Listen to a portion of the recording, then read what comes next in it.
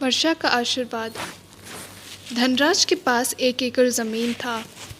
उसी ज़मीन में खेती कर कर वो अपने परिवार का खर्चा निकालता था।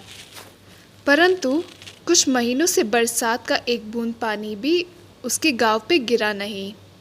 अकाल आ गई और पूरे गांव में गरीबी बढ़ गई। पानी का और कोई साधन ना होने के कारण धनराज के आसपास सारे गांव वालों ने अपनी ज़मीन बेच दी और शहर में नौकरी ढूंढने निकल पड़े। धनराज को अपनी ज़मीन से बेहद प्यार था। इसी ज़मीन में तो बचपन में धनराज और उसकी बहन कंचे केला करते थे। इसी ज़मीन ने तो सालों से अपना अन्न बांटकर धनराज और उसके परिवार को पाला और पोसा। क्या अब मुसीबत की घड़ी में यह सब भूल के शहर जाना सही था?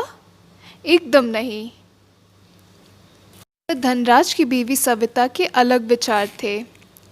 उनकी बेटी पूजा और नेहा की शादी की उम्र हो चुकी थी।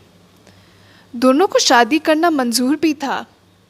गांव के सभी लोग उनसे पूछते कि उनके लिए रिश्ता ढूंढा कि नहीं, पर सविता उनको क्या बताती कि शादी की रस्मों के लिए उनके पास पैसे नहीं थे। पुराने ख्यालात की थी सविता। उसको लगता कि छोटा और निजी समारोह रखने से उनके परिवार का इज्जत गांव में घट जाएगा। धनराज और सविता के राय एकदम विरोधित थे और इस मामले में धनराज और सविता के बीच खूब बहस होती।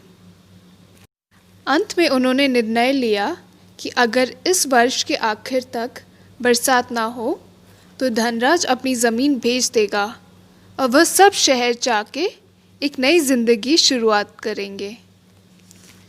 इसके साथ उनके गांव में बिताए ज़िंदगी के पल यादें बन के रह जाएंगे। ये विचार धनराज को खूब परेशान किया। उस दिन से वह जितने भगवान को जानता सबका नाम लेकर वर्षा के लिए प्रार्थना करता।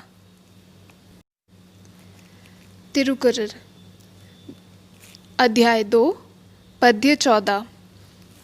किसान को अपना हल चलाना रोकना पड़ेगा अगर बादल अपना धन रूपी जल पृथ्वी में गिरने ना दे।